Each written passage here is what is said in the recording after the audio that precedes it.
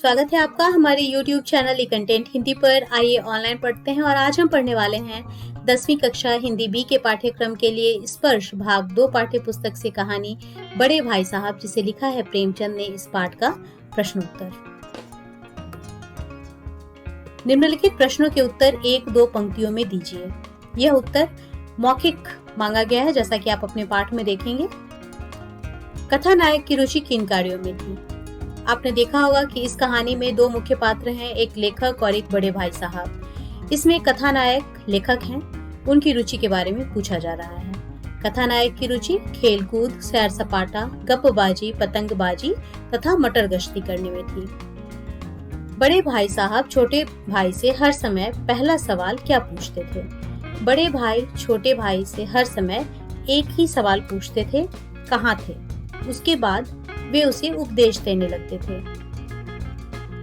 दूसरी बार पास होने पर छोटे भाई के व्यवहार में क्या परिवर्तन आया?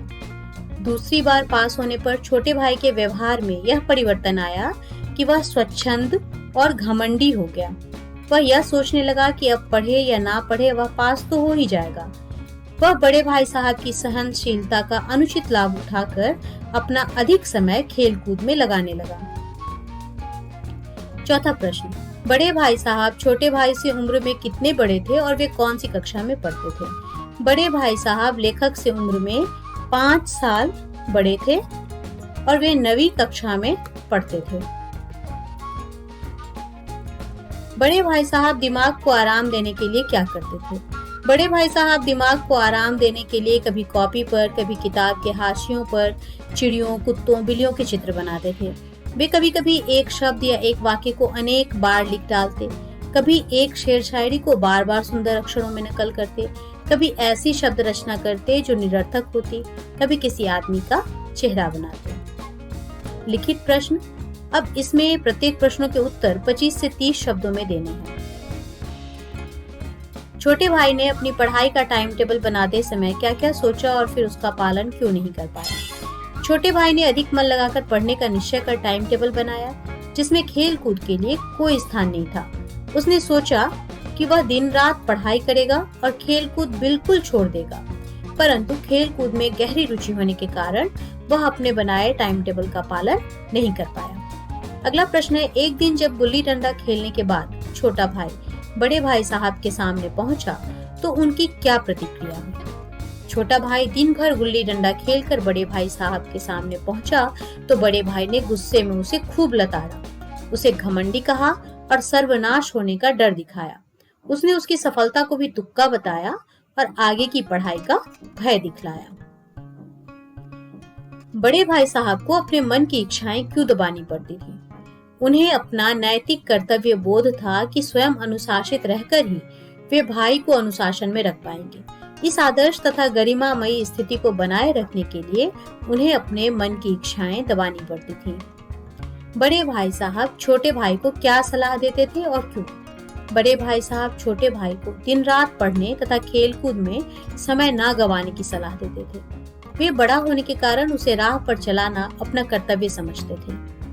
छोटे भाई ने बड़े भाई साहब के नरम व्यवहार का क्या फायदा उठाया? छोटे भाई यानी लेखक ने बड़े भाई साहब के नरम व्यवहार का अनुचित फायदा उठाया, जिससे उसकी स्वच्छंदता बढ़ गई और उसने पढ़ना लिखना बंद कर दिया। वह दिन भर पतंगबाजी में समय बिताने लगा। अगला है, निम्नलिखित प्रश्नों के उत्तर 50-60 शब्दों में लिखिए। पहला प्रश्न, बड़े भाई की डांट फटकार अगर ना मिलती तो छोटा भाई कक्षा में अव्वल आता? अपने विचार प्रकट कीजिए। बड़े भाई के डांट फटकार से छोटे भाई को कभी सीख नहीं मिली। उसने डांट खाकर एक बार टाइम टेबल तो बनाया, किंतु उस पर अमल नहीं किया। वह जब भी कक्षा में अव्वल आया बिना मेहनत के आया। वह कहता भी है, मैंने बहुत मेहनत नहीं की, पर ना जाने कैसे दर्जे में अव्वल आ गया। मुझे खुद अचरज हुआ। वास्तव में डांट फटकार से छोटे भाई का आत्मविश्वास कम ही हुआ। अतः हम कह सकते हैं कि अगर बड़े भाई उसे ना डांटते फटकारते तो भी वह कक्षा में अव्वल आता। इस पाठ में लेखक ने समूची शिक्षा के किन तौर तरीकों पर व्यंग्य किया है? क्या आप उनके विचार से सहमत हैं? ये अभी जो मैंने पहला प्रश्न बताया और यह जो दूसरा प्रश्न है, ये दोनों ही प्रश्न बहुत महत्वपूर्ण हैं और एक तरह से इस पूरी कहानी का जो तत्व है वो इन दोनों प्रश्नों में छुपा हुआ है। बड़े भाई साहब पाठ में लेखक ने शिक्षा की रटंत प्रणाली पर तीखा व्यंग्य किया है। कहानी का बड़ा भाई एक बेचारा दीन पात्र है जो पाठ्यक्रम के एक एक शब्द को तोते की तरह रटता है। वह किसी भी शब्द को दिमाग तक नहीं पहुंचने देता। वह ना तो विषय को समझता है और ना समझे हुए विषय को अपनी भाषा में कहना जानता है। इस कारण वह 24 घंटे पढ़ते पढ़ते निस्तेज हो जाता है, फिर भी परीक्षा में पास नहीं हो पाता। अगला प्रश्न है इसी में कि क्या आप उनके विचार से सहमत हैं? मैं लेखक के विचार से सहमत हूँ। बड़े भाई साहब के अनुसार जीवन की समझ कैसे आती है? बड़े भाई साहब के अनुसार जीवन की समझ अनुभव से आती है। उनके अनुसार पुस्तकीय ज्ञान से हर कक्षा पास करके अगली कक्षा में प्रवेश मिलता है, लेकिन यह पुस्तकीय ज्ञान अनुभव में उतारे बिना अधूरा है। दुनिया को देखने, परखने तथा बुजुर्गों के अनुभव से सीख लेना आवश्यक है, क्योंकि यह ज्ञान हर विपरीत परिस्थिति में भी समस्या का समाधान करने में सहायक होता है। इसलिए उनके अनुसार अनुभव पढ़ाई से ज्यादा महत्वपूर्ण है, जिससे जीवन को परखा और संवारा जाता है तथा जीवन को समझने की समझ आती है। छोटे भाई के मन में बड़े भाई साहब के प्रति श्रद्धा क्यों उत्पन्न हुई? बड़े भाई ने छोटे भाई को प्रभावित करने के लिए अनुभव और बड़प्पन का महत्व समझाया। उसने बताया कि आदमी को तजुर्बे से समझ आती है, पढ़ने लिखने से नहीं। इसके लिए उसने अपनी बड़ी अम्मा और दादा का उदाहरण लिया। वे कम पढ़ लिख कर भी उम्र के कारण अधिक समझदार हैं। फिर उसने बीमारी के इलाज, घर खर्च, सेज प्रबंधों का उदाहरण दिया। उसने बताया कि कैसे सुशिक्षित हेडमास्टर के घर का सारा सुप्रबंध उनकी बूढ़ी माँ करती है।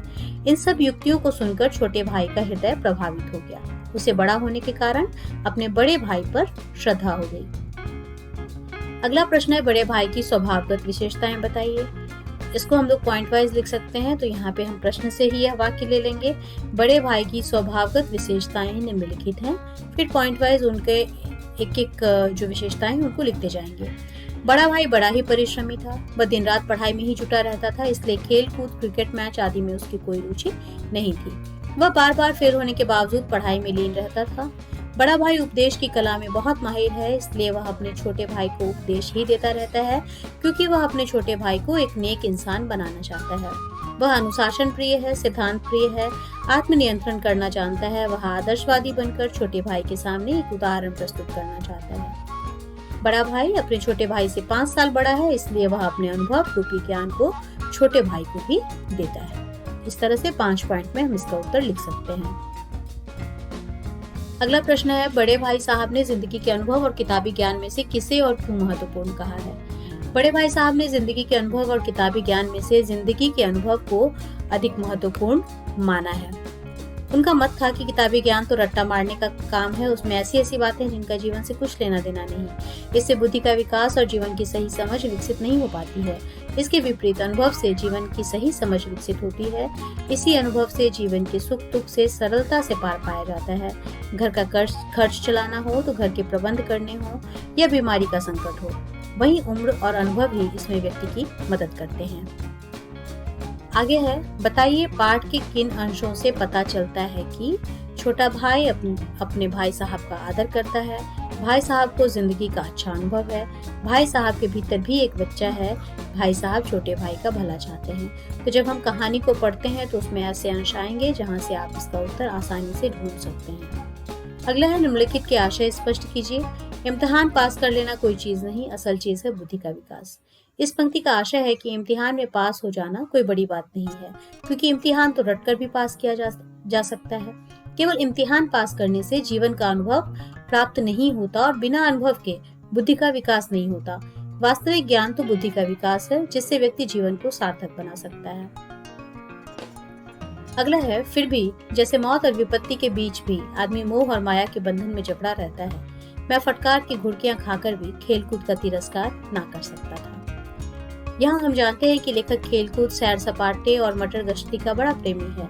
उसका बड़ा भाई इन सब बातों के लिए उसे खूब डांटता डपटता था, उसे घुड़कियां देता था, तिरस्कार करता था, परंतु फिर भी वह खेलकूद को नहीं छोड़ सकता था। वह खेलों पर जान छिड़कता था। जिस प्रकार विविध संकटों में फंसकर भी मनुष्य मोह माया में बंधा रहता है, उसी प्रकार लेखक डांट फटकार सहकर भी खेलकूद के आकर्षण से बंधा रहता था। बुनियाद ही पुख्ता ना हो तो मकान कैसे पायदार बने। इस पंक्ति का आशय है कि जिस प्रकार मकान को मजबूत तथा टिकाऊ बनाने के लिए उसकी नींव को गहरा तथा ठोस बनाया जाता है, ठीक उसी प्रकार से जीवन की नींव को मजबूत बनाने के लिए शिक्षा रूपी भवन की नींव भी बहुत मजबूत होनी चाहिए, क्योंकि इसके बिना जीवन रूपी मकान पायदार नहीं बन सकता। अगला प्रश्न है, आंखें आसमान की ओर थी और मन उस आकाशगामी पथिक की ओर जो मंद गति से झूमता पतन की ओर चला आ रहा था, मानो कोई आत्मा स्वर्ग से निकलकर विरक्त मन से नए संस्करण ग्रहण करने जा रही है। लेखक पतंग लूटने के लिए आकाश की ओर देखता हुआ दौड़ा जा रहा था। उसकी आंखें आकाश में उड़ने वाली पतंग रूपी यात्री की ओर थी, अर्थात उसे पतंग आकाश में उड़ने वाली दिव्य आत्मा जैसी मनोरम प्रतीत हो रही थी। वह आत्मा मानो मंद गति से झूमती हुई नीचे की ओर आ रही थी। आशय यह है कि कटी हुई पतंग धीरे धीरे धरती की ओर गिर रही थी। लेखक को कटी पतंग इतनी अच्छी लग रही थी मानो वह कोई आत्मा हो जो स्वर्ग से मिलकर आई हो और बड़े भारी मन से किसी दूसरे के हाथों में आने के लिए धरती पर उतर रही हो। अब कुछ प्रश्न इसमें भाषा अध्ययन के हैं। पहला है कि निम्नलिखित शब्दों के दो पर्यायवाची शब्द लिखिए। पर्यायवाची शब्द आप जानते ही होंगे। नसीहत, नसीहत का पर्यायवाची क्या हो सकता है? शिक्षा, सीख, उपदेश, सबक। इनमें से आपको दो ही पर्यायवाची शब्द लिखने हैं। रोष, रोष का अर्थ हो सकता है क्रोध, गुस्सा, क्षोभ। आजादी, आजादी यानी कि स्वतंत्रता, स्वच्छंदता, स्वाधीनता, मुक्ति। राजा यानी कि नृप, महीप, नरेश, प्रजापालक। ताज्जुब, आश्चर्य, विस्मय, हैरानी। प्रेमचंद की भाषा बहुत पैनी और मुहावरेदार है, इसलिए इनकी कहानियां रोचक और प्रभावपूर्ण होती हैं। इस कहानी में आप देखेंगे कि हर अनुच्छेद में 2-3 मुहावरों का प्रयोग किया गया है। उदाहरणतः इन वाक्यों को देखिए और ध्यान से पढ़िए। मेरा जी पढ़ने में बिल्कुल न लगता था। 1 घंटा भी किताब लेकर बैठना पहाड़ था। भाई साहब उपदेश की कला में निपुण थे। ऐसी ऐसी लगती बातें कहते, ऐसे ऐसे सुक्ति बांध चलाते कि मेरे जिगर के टुकड़े टुकड़े हो जाते और हिम्मत टूट जाती। वह जानलेवा टाइम टेबल, वह आंख फोड़ पुस्तकें किसी की याद न रहती और भाई साहब को नसीहत और फजीहत का अवसर मिल जाता। अब है कि ऐसे ही कुछ मुहावरों का यहाँ पे उपयोग करना है। हम यहाँ पे देखते हैं कि कौन कौन से मुहावरे हैं। जैसे देखिए, पढ़ने में जी ना लगना, जी ना लगना यानी कि मन ना लगना। यहाँ पे जी ना लगना मुहावरे का प्रयोग है। बैठना पहाड़ था यानी कि पहाड़ के जितना कठिन था। उपदेश की कला में निपुण थे। ऐसे ऐसे लगती बातें कहते, लगती बातें कहते यानी कि ऐसी बातें जो दिल पे लग जाए। जिगर के टुकड़े टुकड़े हो जाते, जिगर का टुकड़ा होना यानी कि दिल टूटना। वह जानलेवा टाइम टेबल, वहां आंख फोड़ पुस्तकें किसी की याद न रहती और भाई साहब को नसीहत और फजीहत का अवसर मिल जाता। तो यहाँ पे अब कुछ मुहावरे हैं जिनका प्रयोग करना है। जैसे पहला है सिर पर नंगी तलवार लटकना। इसका अर्थ होता है साक्षात मौत दिखाई देना। यहाँ पे आप इसका अर्थ देख सकते हैं। इसी तरह अंधे के हाथ पर टेर लगना, इसका अर्थ होता है अयोग्य व्यक्ति को अत्यंत मूल्यवान वस्तु अनायास मिल जाना। इससे पहले आड़े हाथे लेना। आड़े हाथों लेने का मतलब होता है कड़ी या कठोर बातें कहना। लोहे के चने चबाना, बहुत कठिन काम होना, कठिन परिश्रम करना। दांतों पसीना आना, बहुत कठिनाई आना। ऐरा गहरा नत्थु खैरा यानी कि बेवकूफ एवं अत्यंत साधारण व्यक्ति। अब इन सबों का वाक्य में प्रयोग करना है। आप भी इसका वाक्य में प्रयोग कर सकते हैं। जब भी हम मुहावरों को वाक्य में प्रयोग करते हैं तो हमें ये ध्यान रखना होता है कि जब भी मुहावरा वाक्य में प्रयुक्त होता है तो वो अपने हिसाब से उसमें परिवर्तन आ जाता है। जैसे सिर पर नंगी तलवार लटकना। एसपी साहब जब तक आतंकवादियों की कैद में रहे तब तक उनके सिर पर नंगी तलवार लटकती रही। इस तरह वाक्य के अनुसार उसमें परिवर्तन आ जाता है। मुहावरों के बारे में और ज्यादा जानने के लिए आप इससे संबंधित वीडियो देख सकते हैं। निम्नलिखित तत्सम तद्भव देशी आगत शब्दों को दिए गए उदाहरणों के आधार पर छांट कर लिखिए। अब यहाँ पर हम जानते हैं कि शब्दों की जो उत्पत्ति है उसके हिसाब से उसको 4 भागों में बांटा जाता है। तत्सम यानी कि संस्कृत के जैसे शब्द, तद्भव यानी कि ऐसे शब्द जो संस्कृत के हैं लेकिन हिंदी में आते आते उनका स्वरूप बदल गया है। देशी शब्द यानी कि ऐसे शब्द जिनकी उत्पत्ति आंचलिक शब्दों से हुई है। आगत शब्द यानी कि ऐसे शब्द जो अन्य भाषाओं के हैं लेकिन उनको हिंदी में स्वीकार कर लिया गया है। अब हम इन्हें 4 भागों में बांटेंगे। यहाँ पे आप देख सकते हैं कि किस तरह से तत्सम के अंतर्गत चेष्टा, शुक्तिबान, आधिपत्य, मेला, प्रातःकाल, विद्वान, निपुण, अवहेलना ये सारे शब्द आए हैं। तद्भव में जानलेवा, आंख फोड़, पन्ना, भाई साहब ये सारे शब्द आए हैं। देशज में घुड़कियां, फटकार। उर्दू में तालीम, जल्दबाजी, पुख्ता इत्यादि आए हैं। अंग्रेजी में स्पेशल, स्कीम, टाइम टेबल ये सब आए हैं। इसके बाद है क्रियाएं, सकर्मक और अकर्मक। इसके संबंध में भी अगर आपको विस्तार से जानना है तो इसका वीडियो आप अलग से देख सकते हैं। सकर्मक क्रिया, वाक्य में जिस क्रिया के प्रयोग में कर्म की अपेक्षा रहती है उसे सकर्मक क्रिया कहते हैं। अकर्मक, जिस क्रिया के प्रयोग में कर्म की अपेक्षा नहीं होती उसे अकर्मक क्रिया कहते हैं। अब इसमें बताना है कि कौन सी क्रिया सकर्मक है और कौन सी क्रिया अकर्मक है। तो आप इसे देखकर इसका हल कर सकते हैं और साथ ही साथ यहाँ से मिलान कर सकते हैं कि आपने सही जाना या नहीं। इसके बाद एक प्रत्यय लगाकर शब्द बनाइए। प्रत्यय जानने के लिए भी एक अलग वीडियो आप देख सकते हैं और जिसका लिंक आपको डिस्क्रिप्शन में मिलेगा। अब यहाँ पे कुछ शब्द हैं, इसमें एक प्रत्यय लगाकर शब्द बनाना है। विचार में एक प्रत्यय लगाया तो बन गया वैचारिक। इतिहास में एक प्रत्यय लगाया तो बन गया ऐतिहासिक। उसी तरह यहाँ पे आप इसको बनाएंगे। परियोजना कार्य है। यहाँ पे पहला परियोजना कार्य में यह है कि कहानी में जिंदगी से प्राप्त अनुभवों को किताबी ज्ञान से ज्यादा महत्वपूर्ण बताया गया है। अपने माता पिता, बड़े भाई बहनों या अन्य बुजुर्ग बड़े सदस्यों से उनके जीवन के बारे में बातचीत कीजिए और पता लगाइए कि बेहतर ढंग से जिंदगी जीने के लिए क्या काम आया, समझदारी या पुराने अनुभव या किताबी पढ़ाई। यह आप पूछकर उनके बारे में जान सकते हैं। दूसरा है कि अपनी छोटी बहन, छोटा भाई छात्रावास में रहती है या रहता है, उसकी पढ़ाई लिखाई के संबंध में उसे एक पत्र लिखिए। तो यहाँ पे एक पत्र लिखा गया है और इसी पत्र की तरह आप भी एक पत्र लिख सकते हैं। पत्र लेखन के लिए भी आप एक अलग वीडियो देख सकते हैं। यहाँ पे जो पता है रहने का वो दिया है। उसके बाद प्रिय अनुज, फिर सुभाषिश और उसके बाद उसके बारे में जो हमें लिखना है वो यहाँ पे लिखा हुआ है। जैसे प्रिय अनुज, विपिन, सुभाषिश, हम सभी घर पर सकुशल रहकर आशा करते हैं कि तुम भी छात्रावास में सकुशल रहकर पढ़ाई कर रहे होगे। विपिन, जून माह में हुए तुम्हारे परीक्षा में प्राप्त अंकों को देखने से पता चला कि तुम्हें अभी कुछ विषयों में विशेष रूप से मेहनत करने की आवश्यकता है। तुमने 9वीं कक्षा में 92% अंक जो प्राप्त किए थे, वहाँ तक पहुँचने के लिए अभी बहुत मेहनत करना है। हाँ, एक बात पर विशेष ध्यान देना, गणित, विज्ञान, अंग्रेजी आदि तो रटने के विषय हैं ही नहीं। इन्हें रटने के बजाय समझने और अभ्यास द्वारा इनकी समझ बढ़ाने का प्रयास करना। रटा हुआ तथ्य बहुत जल्दी भूल जाता है। एक बात और कि पढ़ाई के चक्कर में स्वास्थ्य की उपेक्षा मत करना। स्वास्थ्य ठीक रखने और प्रसन्नचित्त रहने का सर्वोत्तम उपाय खेल और व्यायाम है। समय पर पढ़ना और समय पर व्यायाम करना, उससे पढ़ाई की थकान और तनाव दूर होगा, स्फूर्ति बढ़ेगी, मन प्रसन्न होगा तथा हर काम में मन लगेगा। अंत में अपनी पढ़ाई और स्वास्थ्य पर ध्यान देना, अपने आसपास साफ सुथरा रखना, शेष सब ठीक है। तुम्हारा बड़ा भाई विनय। तो इस तरह आप भी एक पत्र अपने भाई या बहन के नाम लिख सकते हैं। उम्मीद है आपने इसके प्रश्नोत्तरों को अच्छे से समझा होगा। भाषा की बात पर आप थोड़ी सी और मेहनत करके उसका और अभ्यास करेंगे। धन्यवाद।